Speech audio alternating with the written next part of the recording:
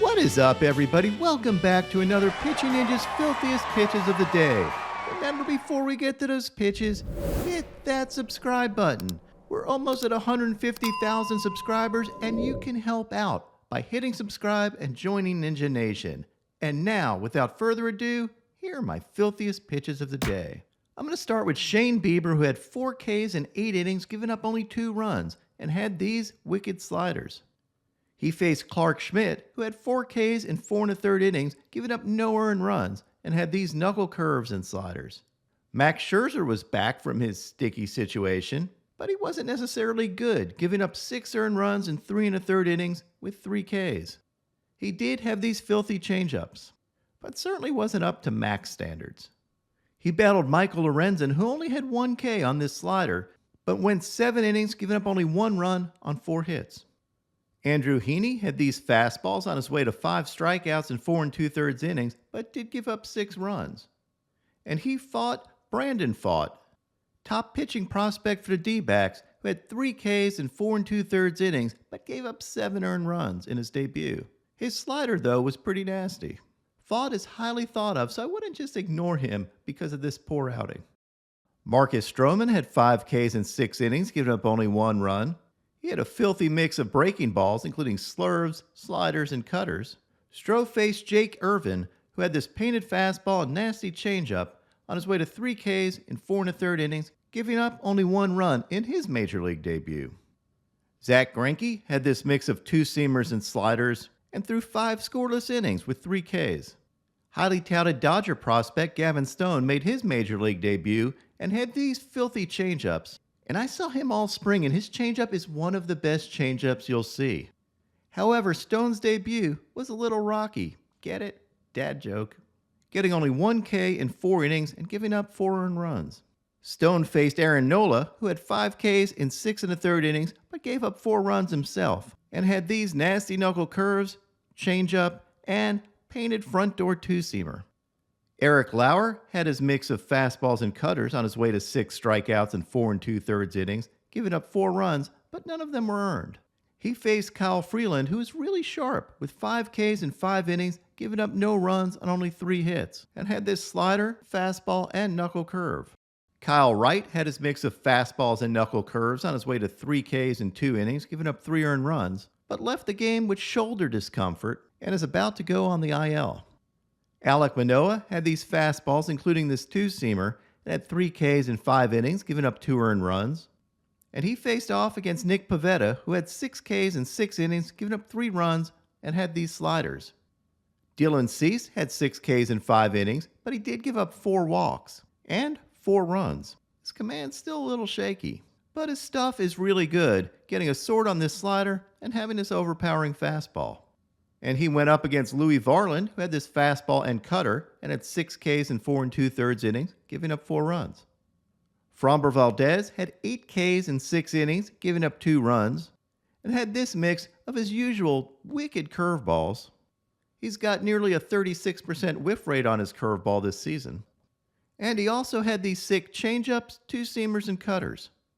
And here's an overlay of his curveball and 2-seamer, and you can see why the movement in this combination really gets hitters. Those pitches actually switch places on the way to the plate. And if you guess wrong, you're gonna look silly.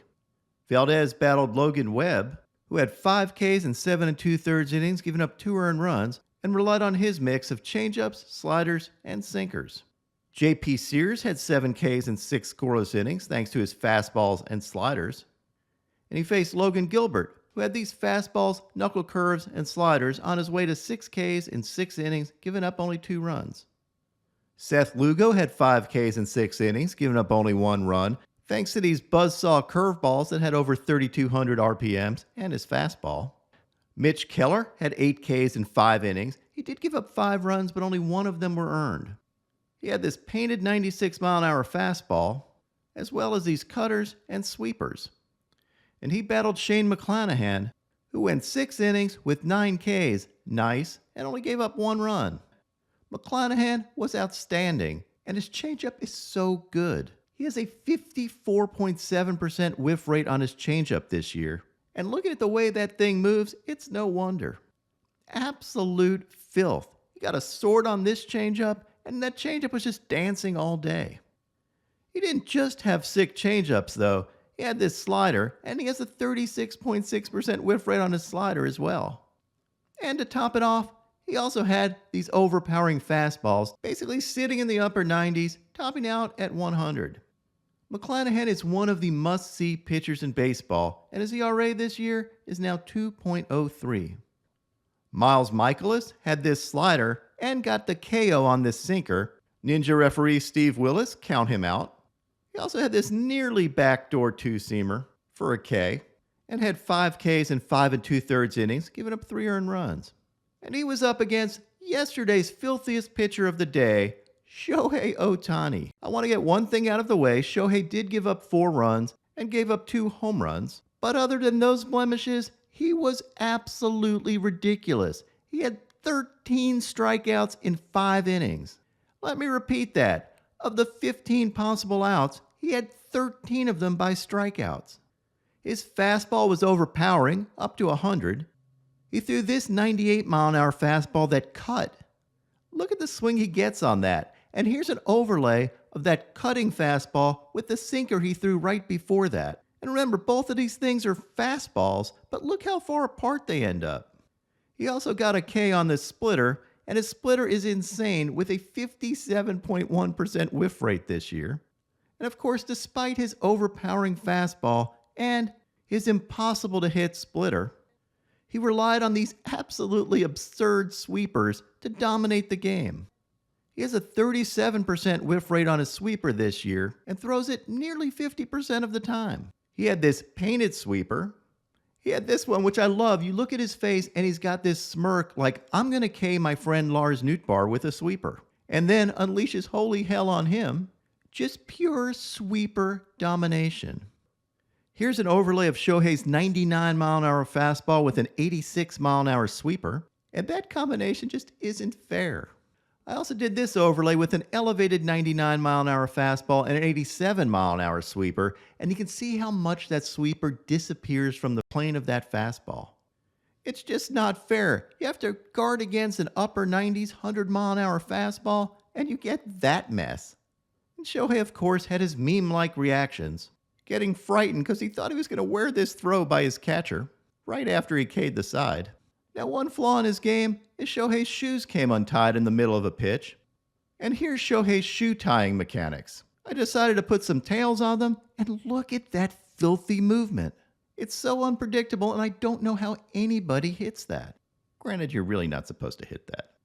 In this game, Shohei tied Babe Ruth as the only player in Major League history to have 500 Ks as a pitcher and 100 home runs as a hitter.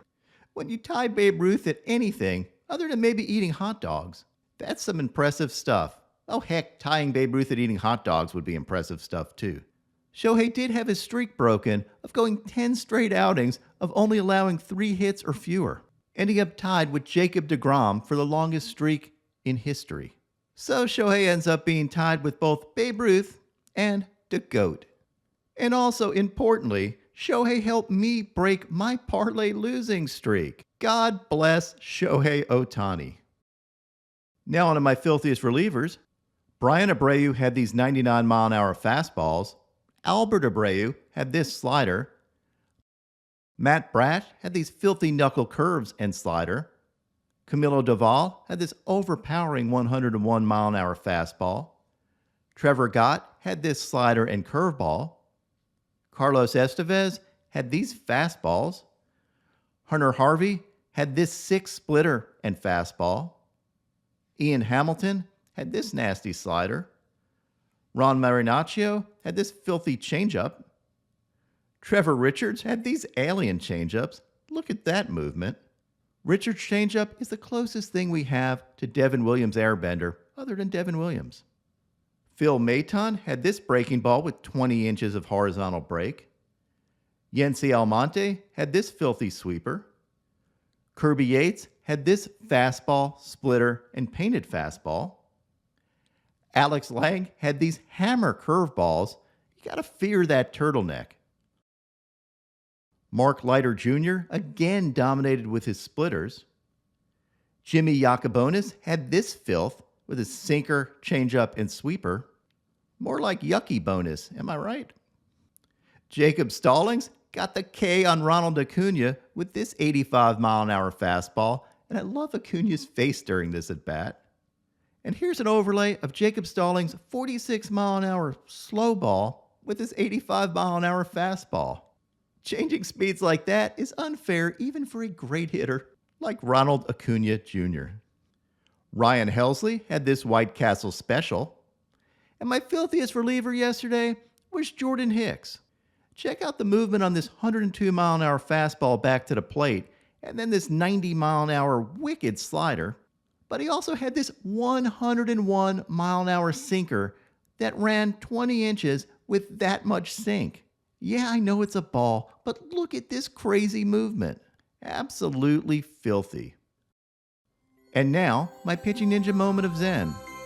Speaking of absolutely filthy, here's Logan Webb describing the struggles on San Francisco's road trip. I don't know if this is TMI or just enough I. The whole trip was very grindy, I guess. Like it's been a mental grind. It's been a physical grind. I think 3/4 of our clubhouse has the so like it's not like it's been a mental and physical just like grind. So it'll be good to get back home for sure.